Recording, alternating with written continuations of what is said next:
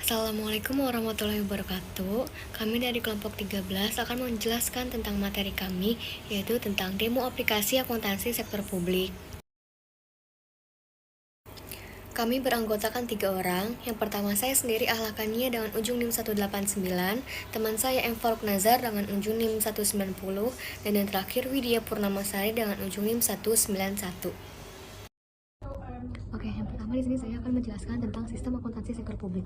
Jadi apa sih sistem akuntansi sektor publik itu? Jadi sistem akuntansi sektor publik merupakan serangkaian prosedur, metode, dan mekanisme yang digunakan oleh organisasi sektor publik yang bertujuan untuk menyediakan informasi keuangan yang relevan, andal, dan dapat dibandingkan untuk mendukung proses pengambilan keputusan pemerintah dan publik. Di sini ada beberapa komponen utama akuntansi sektor publik. Yang pertama ada proses pencatatan, yang kedua ada klasifikasi dan posting, yang ketiga ada penyusunan laporan keuangan, yang keempat ada sistem pengandalan internal, dan yang terakhir ada teknologi informasi dan aplikasi akuntansi. Contoh penerapan sistem akuntansi sektor publik itu ada di pemerintah daerah atau disebut juga dengan SIMDA atau Sistem Informasi Manajemen Daerah. Yang kedua ada pemerintah pusat atau disebut SAKTI atau SPAN. Itu sistem pembendaharaan dan anggaran negara. Selanjutnya ada dokumentasi akuntansi sektor publik. Jadi apa sih dokumentasi ini? Ini adalah seluruh bentuk catatan, bukti transaksi, dan dokumen pendukung yang digunakan untuk mencatat, mengklasifikasi, dan melaporkan aktivitas keuangan organisasi sektor publik.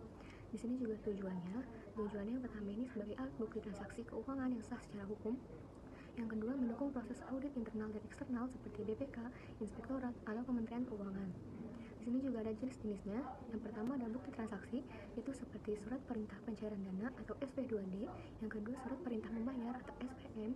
Yang ketiga ada surat permintaan pembayaran atau SPP. Yang kedua ada dokumen pencatatan seperti jurnal umum, buku besar, piutang, dan aset tetap.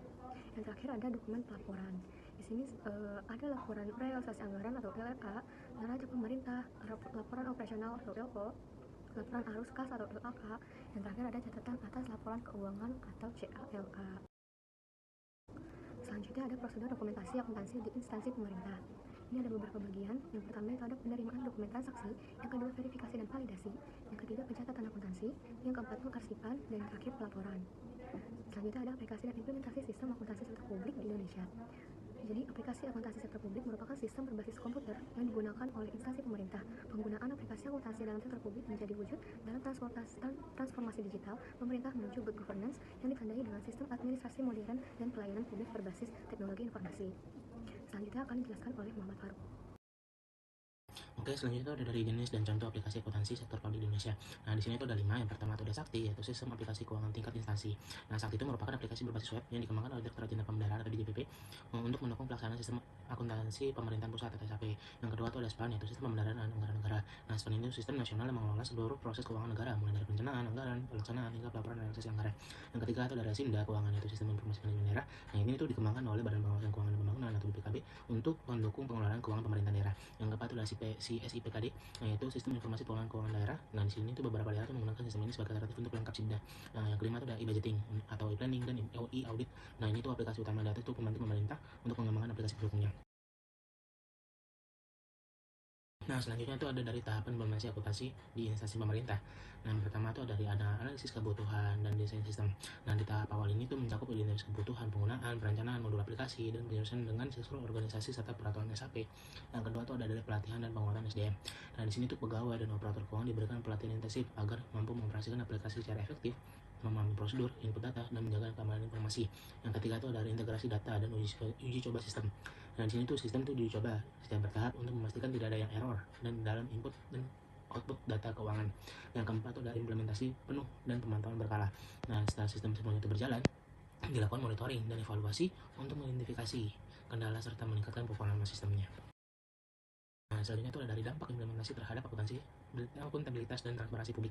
Nah, itu dengan adanya sistem seperti Sakti tadi, SPAN, dan SIMDA, instansi pemerintah dapat menghasilkan laporan keuangan yang lebih cepat, tepat, dan dapat diaudit secara transparan. Nah, selain itu, aplikasi ini juga mendukung transparansi fiskal nasional karena itu masyarakat dapat mengakses data penggunaan anggaran melalui portal seperti kemenq.go.id, datago.go.id, terus lapor.go.id, seperti itu. Buat laporan keuangan anti ribet, tidak perlu capek-capek hitung manual. Ini dia aplikasi laporan akuntansi usaha mikro atau LaMikro yang dikembangkan oleh Kementerian Koperasi dan UKM. Buka Google Play Store di handphone Androidmu lalu ketik LaMikro. Download aplikasinya. Jika sudah isi data dirimu, pastikan data diri sudah benar dan sesuai ya. Jika sudah berhasil daftar, kamu dapat klik garis 3 di pojok kiri atas yang terdapat tampilan beberapa menu. Saya coba klik menu dashboard. Nah, seperti ini tampilan menu dashboard. Kamu bisa isi jurnalmu. Ini dia yang paling utama. Kamu bisa lihat laporan laba rugi secara otomatis tanpa harus menghitung manual. Kamu juga bisa cek posisi keuanganmu. Setiap masuk ke menu laporan, kamu akan diminta untuk mengisi sandi agar laporanmu tetap terjaga kerahasiaannya. La Mikro telah sesuai dengan standar akuntansi keuangan, entitas mikro kecil dan menengah atau SAK EMKM. Mudah bukan? Laporan keuangan UKM Mikro siap dalam hitungan menit.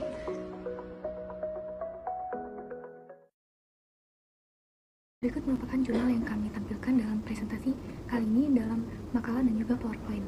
Yang pertama, terkait jurnal nasional yang berjudul Efektivitas Penerapan Sistem Informasi Manajemen Daerah atau SIMDA, Keuangan dalam Penyusunan Laporan Keuangan di Dinas Energi dan Sumber Daya Mineral atau SDM Provinsi Jambi, yang bersumber dari Jurnal Manajemen Terapan dan Keuangan Menkyu, yang mana volume 10 nomor 2 halaman 329 sampai 340 yang diterbitkan tahun 2021 dan ditulis oleh Rida Eka Putri dan Syamardi Yakob.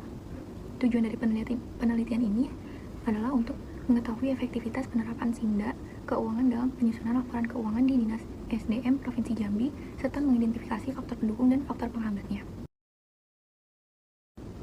Subjek atau objek penelitian ini adalah pegawai dan pengelola keuangan di Dinas SDM Provinsi Jambi yang terlibat langsung dalam penggunaan SIMDA keuangan. Metode penelitian ini menggunakan pendekatan kualitatif deskriptif. Data dikumpulkan melalui wawancara, observasi, dan studi dokumentasi dengan penentuan informasi secara purposif.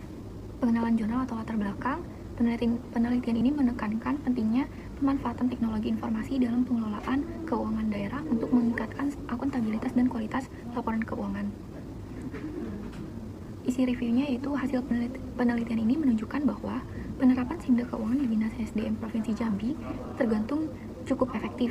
SIMDA mampu menghasilkan laporan keuangan yang lebih cepat, akurat, dan sesuai dengan standar akuntansi. Faktor pendukung meliputi komunikasi yang baik, ketersediaan SDM, sikap pegawai yang positif, dan struktur birokrasi yang mendukung. Namun, terdapat faktor penghambat seperti jaringan server yang tidak stabil, belum adanya sistem backup otomatis, kurangnya pemeliharaan perangkat, dan juga kesalahan input data oleh SDM. Kesimpulannya, penelitian ini menyimpulkan bahwa SIMDA keuangan efektif membantu penyusunan laporan keuangan di Dinas SDM Provinsi Jambi, meskipun masih menghadapi berbagai kendala teknis dan non-teknis. Diperlukan peningkatan komitmen pimpinan, perbaikan infrastruktur, serta pelatihan SDM agar efektivitas SIMDA keuangan dapat lebih optimal. Selanjutnya yaitu jurnal internasional yang berjudul Evaluating Internal Control Mechanism in Malaysian Public Sector Initiative. Insight from the Public Accountant Committee atau PAC Report. Jurnal sumber publikasinya yaitu Information Management and Business Review ISSN 2020 sampai 3796. Volume 16 isu 3S pages 924 sampai 936 yang diterbitkan tahun 2024 yang ditulis oleh Ainul, Nur Ashikin, Siti Aisyah, Aylina, dan Wan Safiza. Tujuan penelitian ini yaitu untuk mengidentifikasi dan mengevaluasi kelemahan dalam sistem pengendalian internal dalam inisiatif sektor publik Malaysia berdasarkan laporan Komite Akuntan Publik atau PAC tahun 2019 sampai 2022. Subjek atau objek penelitiannya yaitu terdiri dari 29 organisasi sektor publik Malaysia, termasuk kementerian, lembaga pemerintah, badan usaha milik negara, dan lembaga publik yang dilaporkan dalam PAC. Metode penelitian ini menggunakan pendekatan analisis isi kuantitatif. Data dikumpulkan dari laporan resmi PAC dan dianalisis secara sistematis berdasarkan 5 komponen KOSO ICF. Pengenalan jurnal atau latar belakangnya, latar belakang studi ini menyoroti tentang signifikan dalam pengelolaan keuangan publik Malaysia, termasuk akuntabilitas yang lemah dan berbagai kasus salah urus keuangan. Reviewnya, temuan ini mengungkapkan kelemahan yang berulang pada kelima komponen pengendalian internal. Isu-isu utama meliputi konflik kepentingan, praktik etika yang buruk, penelitian risiko yang tidak memadai, dan manajemen proyek dan kontrak yang lemah. Kesimpulannya, studi ini menyimpulkan bahwa sistem pengendalian internal di sektor publik Malaysia masih lemah secara struktural dan operasional. Penerapan kerangka kerja KOSO ICF berhasil mengidentifikasi isu-isu tata kelola yang kritis. Sekian dari kelompok kami, kurang lebihnya mohon maaf. Wassalamualaikum warahmatullahi wabarakatuh.